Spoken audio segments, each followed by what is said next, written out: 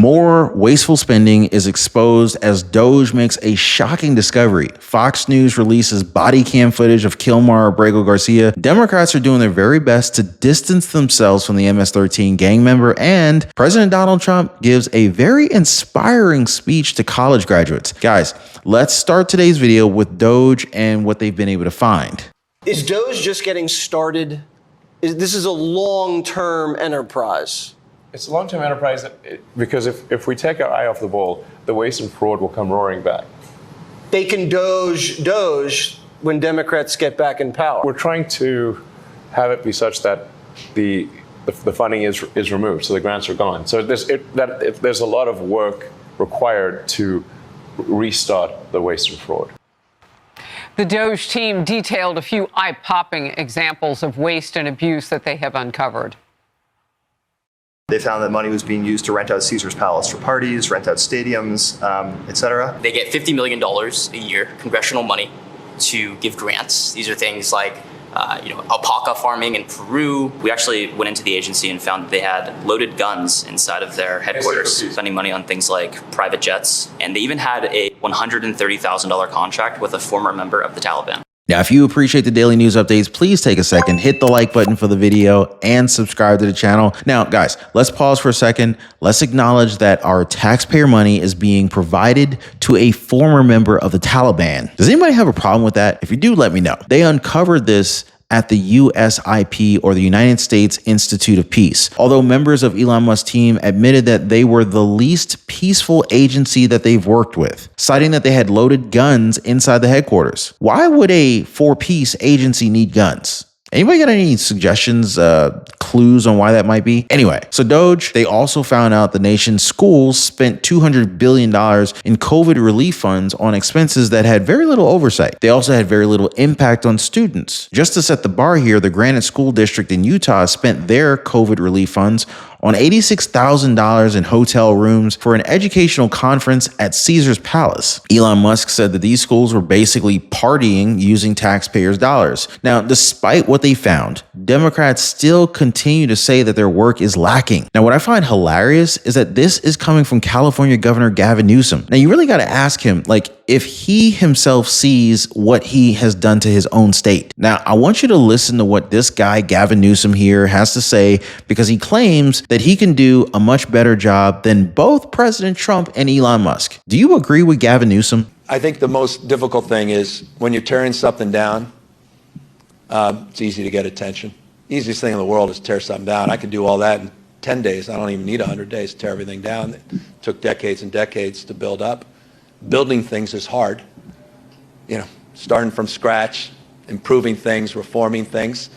That's what we're promoting. Efficiency, engagement, better outcomes and results. That's real work. And so I think my reflection is that's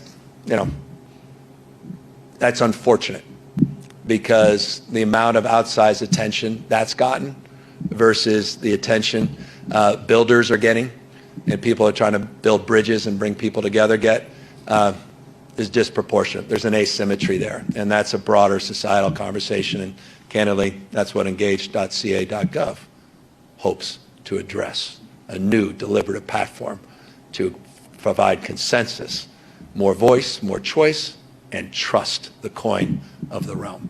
Urgent warning, guys. The job market is collapsing. The economy is shrinking fast. Layoffs are skyrocketing. The Trump tariffs are already shaking industries. The media won't tell you this, but most high-paying jobs, they're disappearing. And the ones that do remain, they're soon going to be out of reach. But here's the good news, guys. I've put together a list of 30-plus jobs that pay around $100,000 per year without a degree. These are recession-proof jobs, and some are even set to explode in demand thanks to this economic shakeup. No college degree required, no student debt, just real jobs that pay. But I promise, guys, this list is not going to be available forever. So get it right now. Get it before these jobs are flooded by the competition.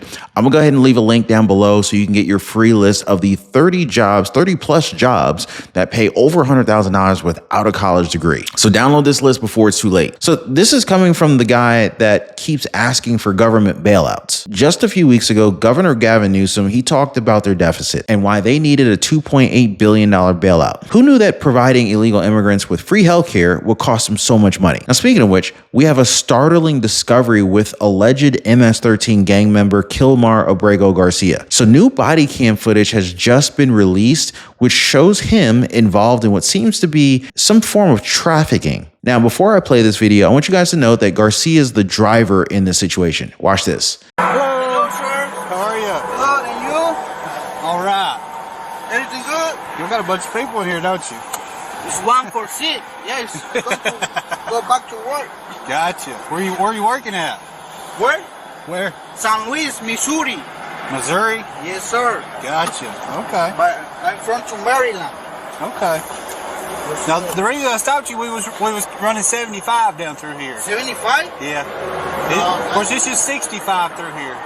I know. I'm going to 70. Going 70? Yeah. What's the limit right now? Is 70 or 65? It's 65. I can see it, sir. You got all your info? I see the order, the speed limit. I see the... Yeah, it jumps up and down. My bad. Yeah, my bad.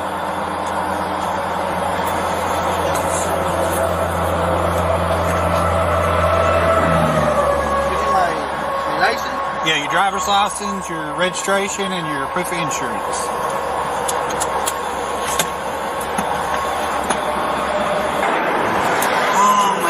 Okay, sure.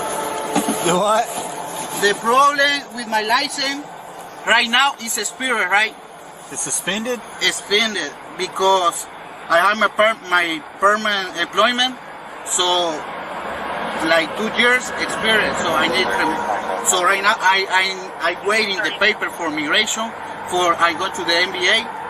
So you know. As a U.S. citizen, what would happen to us if we were speeding and driving with a suspended license? Any guesses? Something tells me I would have 2 bracelets on my wrists that connect together, and my arms would probably be behind my back as I sat in the back of a police car. But that's just my guess. Now, I'm not sure if you guys caught it, but his passenger up front was terrified. He wasn't even moving an inch as Abrego Garcia was questioned during the stop. Did y'all notice that? So he was asked a few more questions here about where he lived. And he confirmed that he lived in Maryland and that the vehicle supposedly belongs to his boss, who's in Houston, Texas. Now, officers on site, though, they were aware that this wasn't a road trip with friends. Kilmar Abrego Garcia was involved in human trafficking. And you're not going to believe the exchange between these officers as they talked about the situation that they had here. I ain't never seen a Suburban with 4 rows of seats. You know what you got here, right? No. He's hauling these people for money. They don't have any luggage in there, right? And if you get them out, they're gonna have a tube of toothpaste and they're gonna have toothbrushes in their pockets. I guarantee it. He's got $1,400 cash in his pocket in an envelope. Now, as far as we know, the FBI, they told officers to let Abrego go. So no, they didn't get into too much trouble for what seems to be some form of trafficking. But here's what we need to focus on. Democrats are distancing themselves from this issue now. They've probably all seen the footage, and they know that this is something that will drag their party down even further to the bottom, which is exactly why we have footage of Representative Ilhan Omar literally telling a journalist to F off. Congresswoman Omar, I'm Miles Morrell with the Daily Caller News Foundation. Do you think more of your Democratic colleagues should be traveling to El Salvador to advocate on behalf of Abrego Garcia? I think you should fuck off. Yeah, that's I'm sorry, what, Congresswoman? Fuck off. Who should? You. Why me? We're not taking any questions right now, but here you go.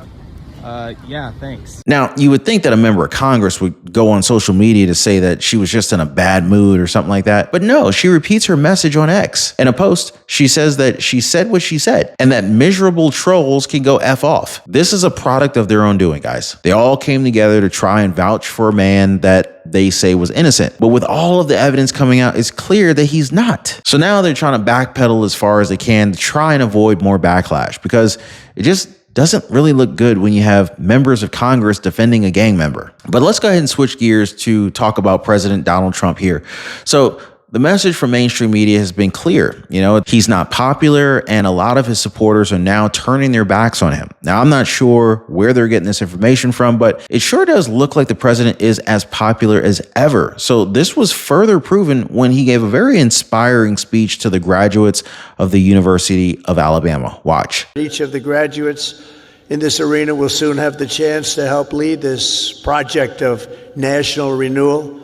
And that's what it is. It's a national renewal. We suffered so badly for 4 years. We had one of the greatest economies. We actually had the greatest economy in the history of our country during the first term of Trump.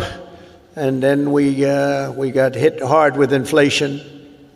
During the Biden economy, it was horrible. We were hit so hard. The worst probably ever. They say 48 years. We'll accept that. But I would say ever. You'll embrace this moment and you'll step forward with strength and grit, faith and patriotism to put America on a new trajectory for your children. And then you'll take your place among the greatest generations in the history of our country. I think you have a chance to be the greatest generation in the history of our country because we're turning it around and you happen to be available. You're available.